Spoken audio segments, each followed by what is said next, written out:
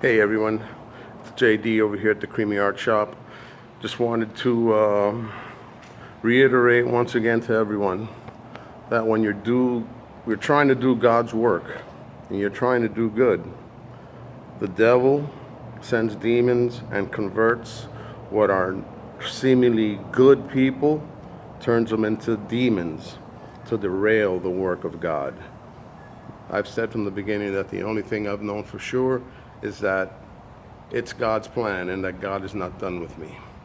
So I came over here to Port Richey to open up this beautiful shop. That took me blood, sweat, and a lot of tears to be able to open.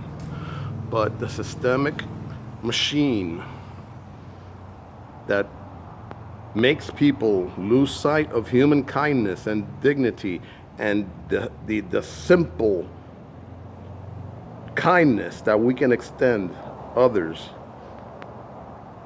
and especially businesses trying to open in this environment, in this climate, that we're still under a pandemic. People are still not going to restaurants and still not going out like they were before.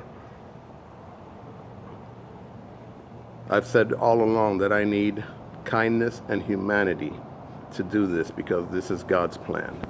So this is an example of the devil at work. This is for 10 days. 10 days. This individual who everyone here has gone out of their way to say and to requested have said what a great guy he is, how he's helped everybody. The sign when I rented the place said it included, the Craigslist ad said it included the sign. He never did the sign for me. When I asked, he sent me to a company to pay for it. Everybody had their sign done by him. It belongs to the property. It's in his best interest. But he has shown no kindness to me, and that's okay. That's something that he's gonna have to live with, he's gonna have to deal with.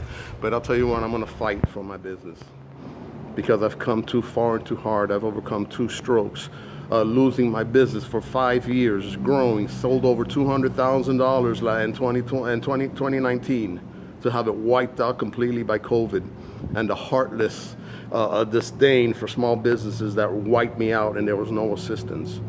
After the election, I submitted the exact same paperwork and it was approved for a PPP within 3 days. It wasn't a lot, but it was enough to restore dignity and give me hope, which I've put into this beautiful shop that the devil is in charge now trying to tear it down, all right?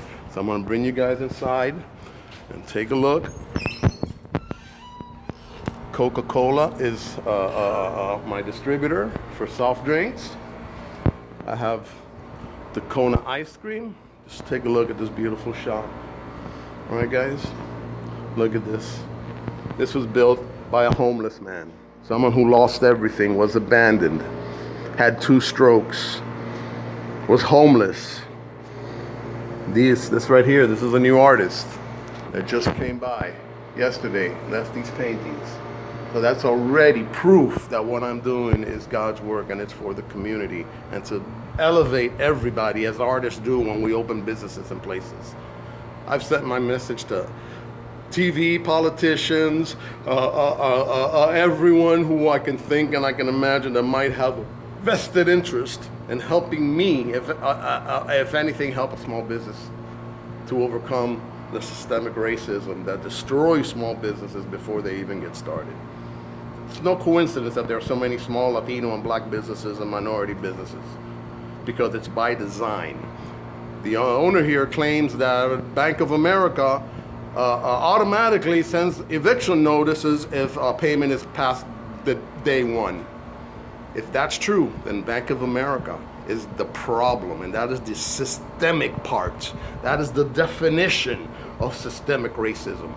That Bank of America does that because they know, and it's automatic, because they know that it disproportionately affects small Latino and Black owned businesses. I happen to be both.